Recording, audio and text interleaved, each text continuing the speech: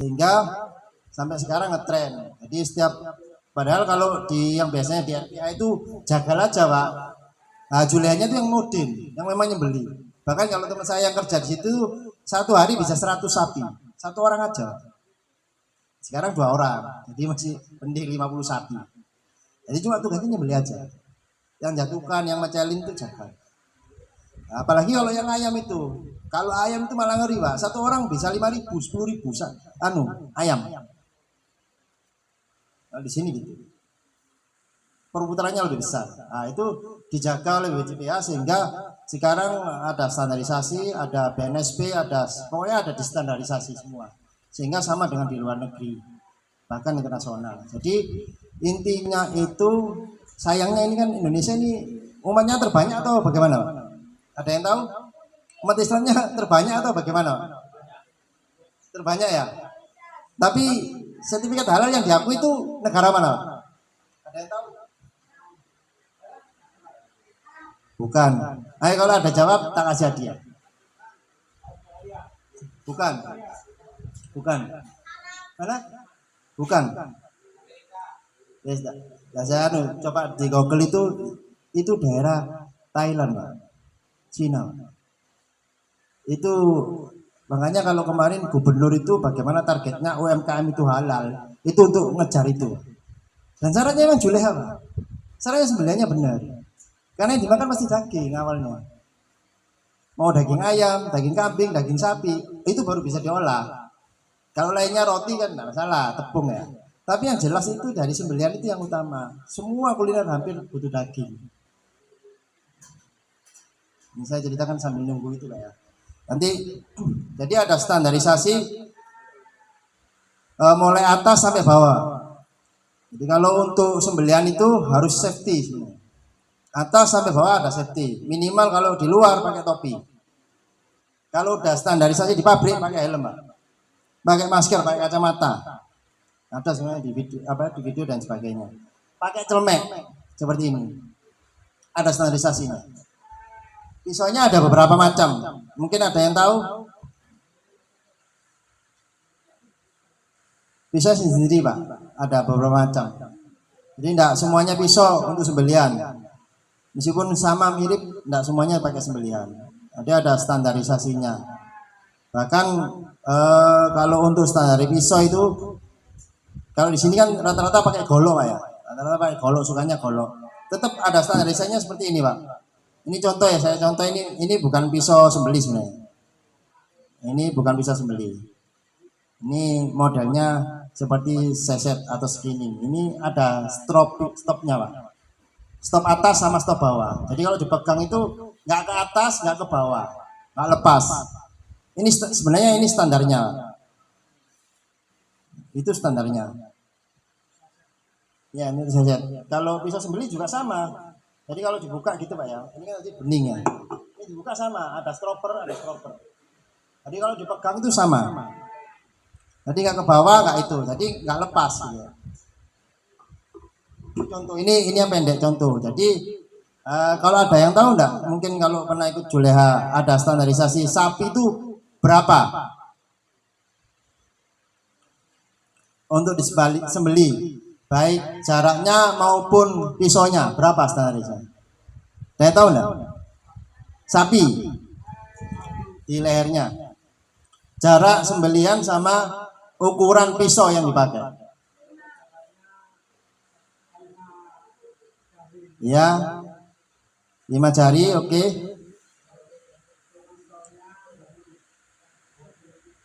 Ya, sebenarnya bukan 27 itu standar kalau di RPH. Jadi sebenarnya kita kalau mau ngukur itu 2/3 diameter leher sapi. Jadi kalau ada lehernya sapi yang kecil kayak sapi-sapi Madura, ya kalau yang berani 15 cm berani boleh. Kalau nggak berani diatasin sedikit 23. 25 itu. Jadi ngikutin aja. Kalau 1 ton pasti 27 30. Jangan coba-coba kecil, kecuali memang sudah. Nah, itu biasanya standarnya kalau di Turki 17 sama 21 yang dipakai. Itu mau 1 ton pasti orang Turki ini belinya cuma ditarik aja. Jadi gitu. Nah, Juleha itu cukup untuk nyembeli sebenarnya. Nah, untuk nyesetin, untuk lainnya itu ada jakal, ada koordinasi, ada tali temali Pak ya, tali temali. Itu khusus untuk sapi Pak ya. Kalau tapi kita di luar negeri tidak tahu ya. Kalau onta kan tidak perlu tali temali, dia diikat disembeli di atas saja. Kalau kambing bisa jadi nggak pakai tali, nanti dilatihkan didudukkan biasa bisa. Kalau ayam nggak pakai. Nah, itu ada standarnya. Kalau ayam satu jempol satu jari tadi.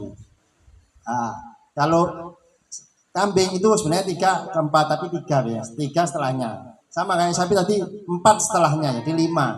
Itu di bawah jakun. Nah, kalau di atasnya itu nanti ininya nggak kepotong takutnya. Karena yang dipotong itu 3. 3 itu ada yang tahu mungkin?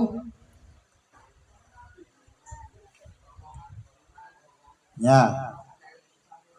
Ya. Saluran makan, saluran nafas, sama 2 saluran darah. Ada yang ngomong 4 boleh, tapi karena 2 saluran darah ini kan jadi 1 namanya wajadain. Kulku kalau namanya walmari wal wajadain. Jadi ada kalau bahasa Arab gitu, ada kerongkongan, nafas jadi 1 Pak. Kalau sampai kerongkongannya terputus, jadi untuk makan dan apa itu nafas itu terputus, kemungkinan sebenarnya darah ini terputus Pak. Karena pasti di sampingnya, darah itu di sampingnya sini. Harusnya begitu, tapi kenyataannya kadang nggak terputus. Kadang bisa berdiri sapi itu karena salah satu nggak terputus, atau terputus tapi nggak semuanya. Sehingga dia masih darahnya karena memompa dia masih kuat bisa berdiri. Tapi sebenarnya sudah sah. Sebenarnya ada beberapa mazhab ada yang cukup 2. Di saluran nafas. Karena itu pasti karena di sampingnya. Jadi kalau orang itu sampai kerongkongannya sama tenggorokan itu terputus, mestinya terputus sampingnya itu. Ada yang minimal itu tadi. Ada yang kita karena madzhab Syafi'i dan beberapa itu semuanya harus terputus. Karena itu hubungannya sama ayam Pak. Susah kalau nyembeli ayam itu meskipun cuma 1 jari itu susah. Paling susah itu nyembeli ayam, bebek dan lainnya. Apalagi kalau ada yang nyembeli kelinci. Saya dulu nyembeli kelinci itu susah Pak. Kakinya dipegangin Pak, tinjek. Nggak kelihatan Pak, darahnya nggak kelihatan. Kenapa? Ya nanti kadang langsung terputus Pak kepalanya Pak. Apalagi tadi yang minimal itu 1 orang 1000 Pak. 1000 itu bismillah Akbar, bismillah Akbar, bismillah.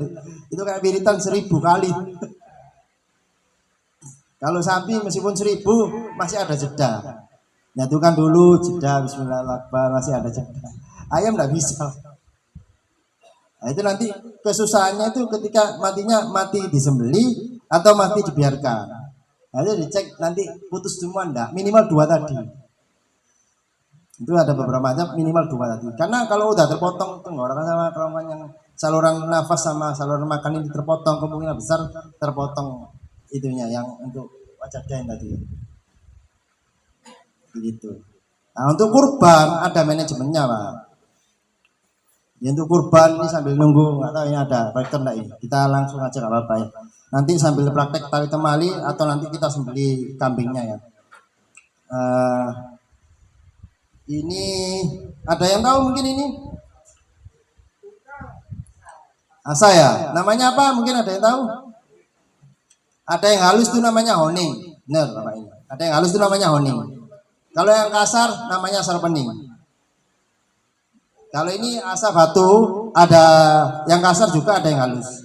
Ada tahapannya untuk ngasah.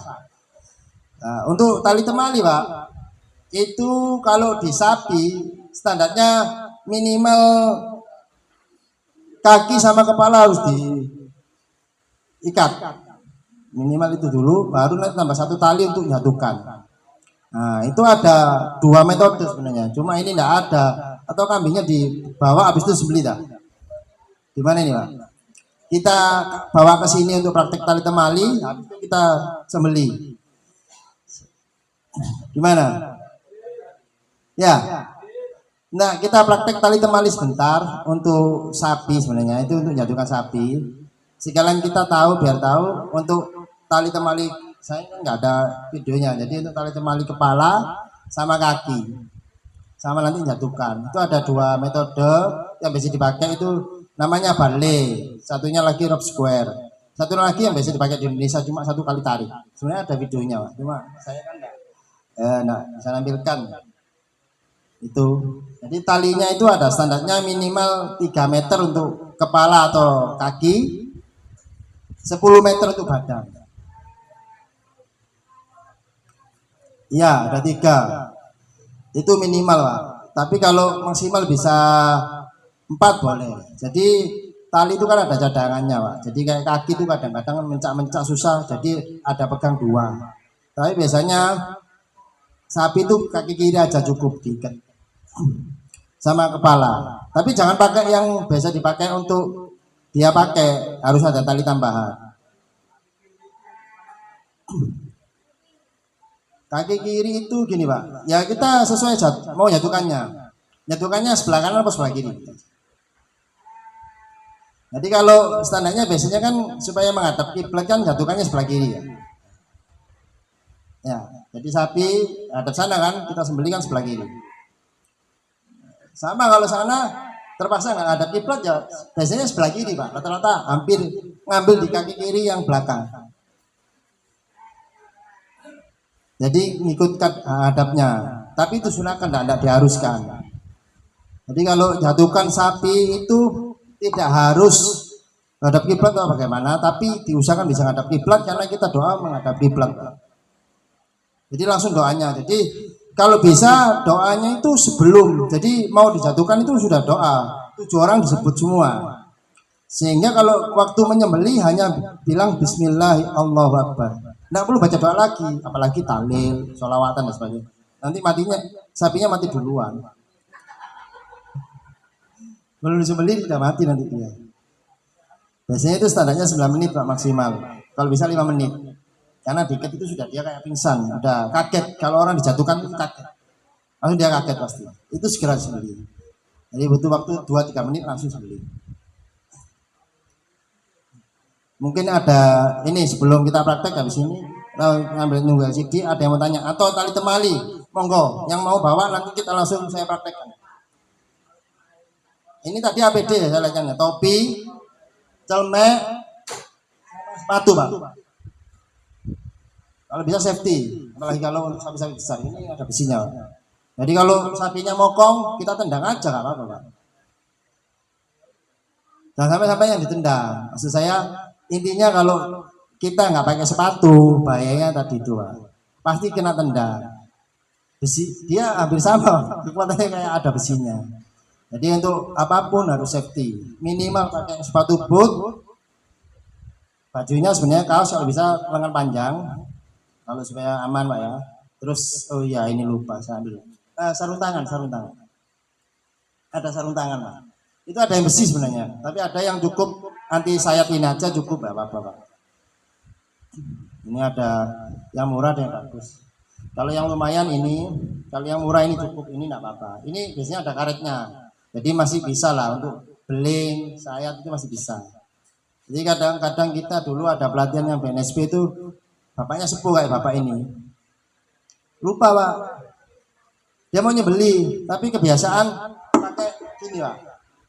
Kan dia maklum ya, berumur lah, maksudnya kekuatannya mungkin takut dia tekan. Tapi begini Pak, hampir 10 jahitan. Itu kalau masih pakai ini masih aman, apalagi pakai yang besi. Ini kalau yang besi Pak langsung tumpul Pak, dipegang yang tajam ini langsung tumpul Pak, pasti langsung tumpul. Jadi pisau itu minta kertas.